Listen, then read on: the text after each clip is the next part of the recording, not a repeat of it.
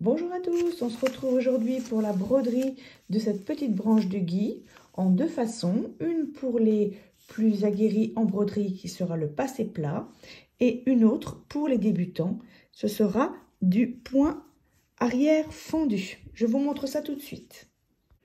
Alors, pour les gens qui ne sont pas très habitués à faire du passé plat ou pour qui c'est une première, on va tracer des petits traits qui vont nous donner un petit peu l'orientation de nos points.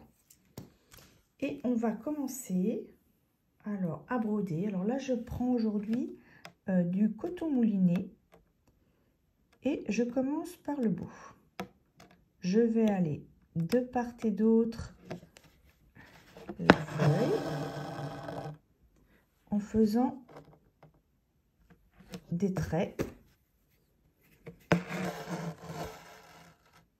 Voilà, j'ai pris 3 brins de moulinet.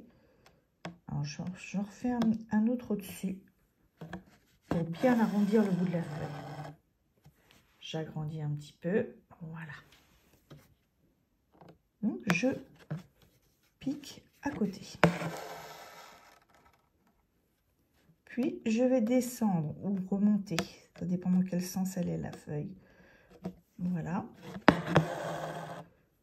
Je pique de part et d'autre. En essayant de rester bien dans le sens de la feuille. Parce que si vous commencez à partir de travers, alors vous voyez ici, je suis un petit peu, il y a plus de place. Ici, donc je suis un petit peu partie de travers, donc je rectifie.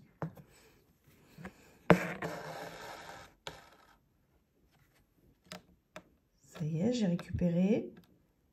Donc, je vais monter comme ça.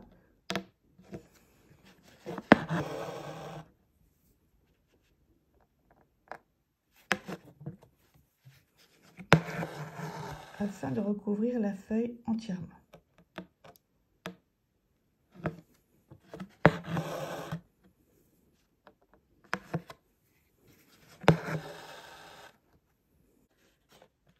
Quand on arrive au bout de la feuille, on va resserrer les points, les faire plus petits jusqu'au bout.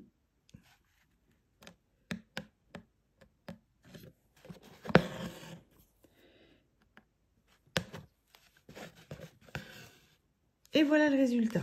Je vous montre aussi ce que ça donne sur l'autre morceau de gui que j'ai fait pour faire mon petit cœur. Alors là, j'ai brodé avec du fil de soie, mais voilà un petit peu le principe. Ici, pour faire les tiges, on fait un point lancé seulement, on sort et on repique. Et voilà.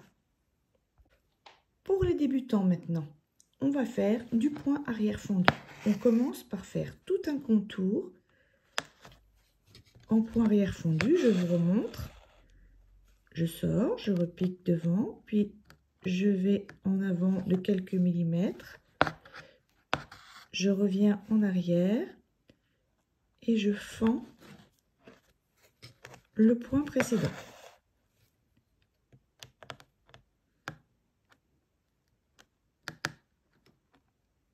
En avant.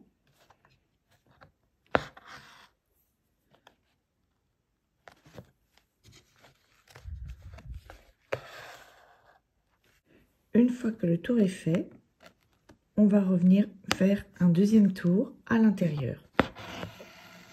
De la même façon, on pique devant et on revient en arrière.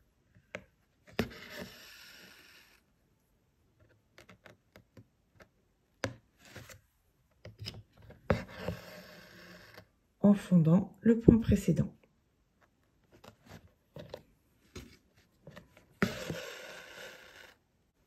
Voilà le résultat. Donc vous voyez, là j'ai passé que juste 2 rangs, un à l'extérieur et un à l'intérieur.